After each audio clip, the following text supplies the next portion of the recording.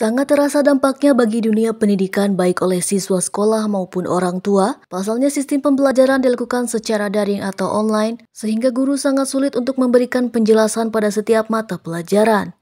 Tetapi masa pandemi telah berlalu, kini di saat endemi pembelajaran bisa dilakukan secara tatap muka, seperti halnya di SDN Negeri Tipar sudah dilakukan pembelajaran tatap muka atau PTM secara penuh.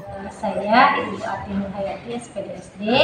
Saya mengajar kelas 2 SD Negeri Tipar. Kegiatan saya? Nama Igan Sumaran SPD, guru SDN Tipar, ngajar kelas 6.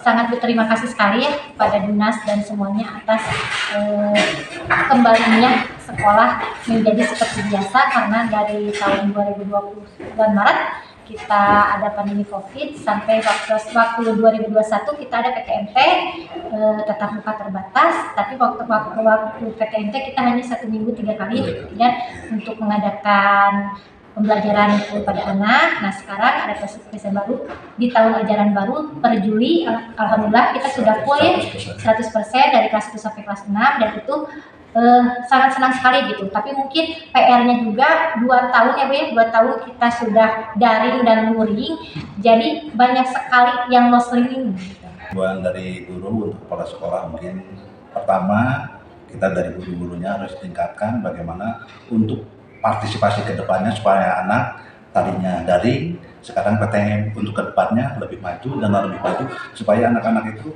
lebih cerdas lagi. Harapan ke depannya justru itu, harapan ke depannya anak-anak lebih maju daripada sekarang karena PTM sudah mulai 100% tatap muka. Semangat untuk melaksanakan tugas secara pribadi maupun secara lembaga, yang mana di sini banyak potensi terutama guru-gurunya maupun masyarakat, yang mana selama ini SD Tipar ini alhamdulillah murid setiap tahunnya banyak terus, yaitu sampai 250 lebih dari kelas 1 sampai kelas 6.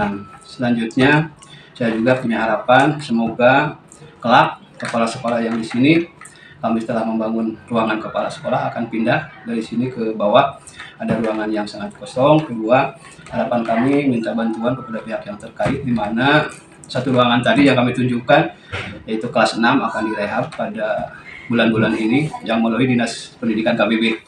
Dari Kabupaten Bandung Barat, wartawan kontributor Hadas TV, Iis dan Sri mengabarkan.